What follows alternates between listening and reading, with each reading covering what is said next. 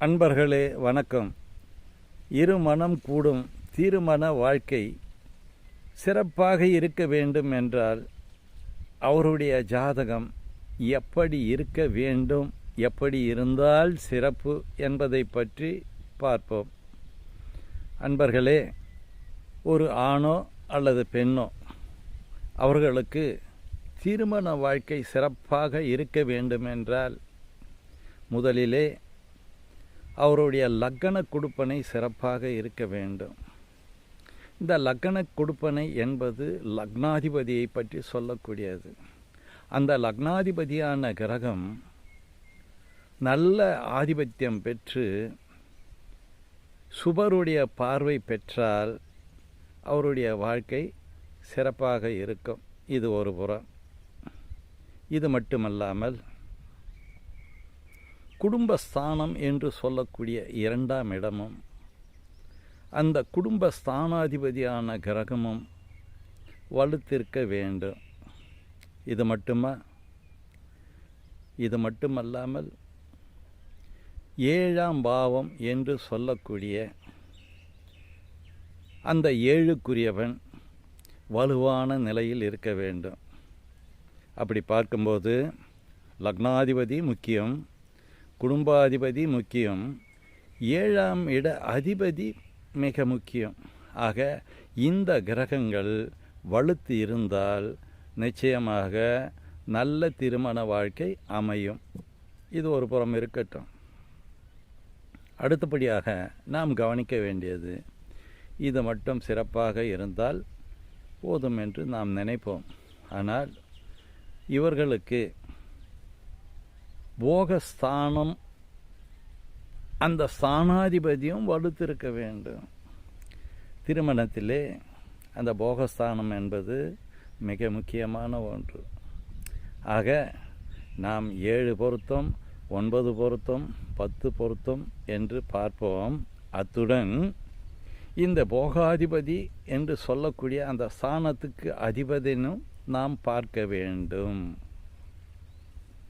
அவர் நல்ல நிலையை அடைந்திருக்க வேண்டும், சுபருடைய பார்வை பெற்றிருக்க வேண்டும். இவ்வாறு இருந்தால் அந்த போக வாழ்க்கை சிறப்பாக இருக்கும் என்று எடுத்துக்கொள்ளலாம். ஆக பொதுவாக லக்னம் லக்னாதிபதி, குடும்பஸ்தானம் குடும்பாதிபதி, 7ஆம் இடம் களத்திரஸ்தானம் களத்திரஸ்தானாதிபதி, இவர்களெல்லாம் சிறப்பாக இருக்க வேண்டும் என்று பார்த்தோம். அதே நேரத்திலே போகாதிபதியும் நன்ற நிலையிலே இருக்க வேண்டும். இது மட்டும் போதாது. அடுத்தபடியாக திருமண விஷயத்திலே நம்முடைய ஆசைகள் கனவுகள் நிறைவேற வேண்டும் அல்லவா? அப்படி பார்க்கும்போது நம்முடைய எண்ணங்கள் லாபஸ்தானம், நாம் நினைக்கக்கூடிய அனைத்தையும் அனுபவிக்கக்கூடிய இடம் அந்த 11ஆம் இடம். அந்த 11ஆம் இடமும் அதற்குண்டான கிரகமும் சிறந்த நிலையில் இருக்க வேண்டும். இவ்வாறு இருந்தால் அவருடைய வாழ்க்கை நன்றாக இருக்கும் என்று சொல்லலாம். அடுத்தபடியாக இந்த அவர் மட்டும் இருந்தால் போதாது. மேலும் அந்த ஸ்தானங்களுக்கு லக்னாதிபதியை பாவர்கள் பார்க்கக்கூடாது அல்லது தீய கிரகங்கள் பார்க்கக்கூடாது. அதே போல தனஸ்தானம் குடும்பஸ்தானம் என்று சொல்லக்கூடிய அந்த 2ஆம் இடத்துக்கு உரியவனையும் அந்த 2ஆம் இடத்தையும் பாவகிரகங்கள் பார்க்கக்கூடாது. இதை போலவே 7ஆம் இடத்தையும் பாவர்கள் பார்க்கக்கூடாது அல்லது பாவிகளுடைய பார்வை அங்கு படக்கூடாது. இந்த விஷயங்களுக்கு அடுத்தபடியாக அந்த லக்னாதிபதியோ அல்லது குடும்பாதிபதியோ அல்லது 7க்குரியவனோ வக்கரம் அடையக்கூடாது, நல்ல நிலையிலே இருக்க வேண்டும். இந்த லக்னாதிபதியை சுற்றி பாவகிரகங்கள் இருக்கக்கூடாது, குடும்பாதிபதியை சுற்றி பாவகிரகங்கள் இருக்கக்கூடாது. 7க்குரியவன் அல்லது 7ஆம் ஆதியை அவனுடைய இருபுறமும் பாவகிரகங்கள் இருக்கக்கூடாது. இது எல்லாம் கவனிக்க வேண்டும். இவ்வாறு இருந்தால், அப்படி என்றால் என்ன அர்த்தம்? அப்போ லக்னாதிபதி, அப்போ லக்னத்தை சுற்றி சுபர்கள் இருக்க வேண்டும், குடும்ப ஸ்தானத்தை சுற்றி சுபர்களுடைய பார்வையோ சுபர்களோ இருக்க வேண்டும், 7ஆம் இடத்துக்கு இருபுறமும் நல்ல கிரகங்கள் அதாவது சுபர்கள் இருக்க வேண்டும். இந்த மாதிரியான அமைப்பை நாம் கவனிக்க வேண்டும்.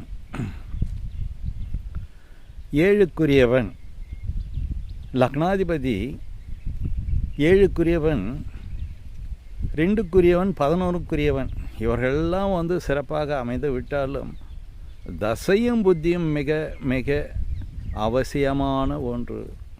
இவர்களெல்லாம் வலுவாக இருக்கிறார்கள். இந்த திருமணத்திற்கு தசையும் புத்தியும் மிக மிக மிக முக்கியமான ஒன்று.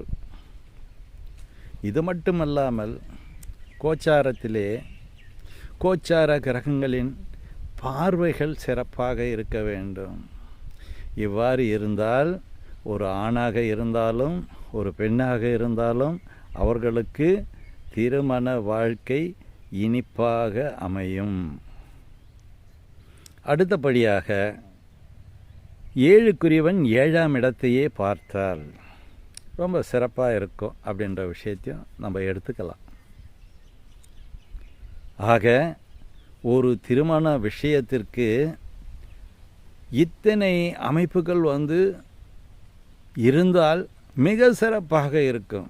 ஆனால் எல்லோருக்கும் இந்த மாதிரி அமையும் நிலை இல்லை அப்படி என்று தான் சொல்ல வேண்டும்.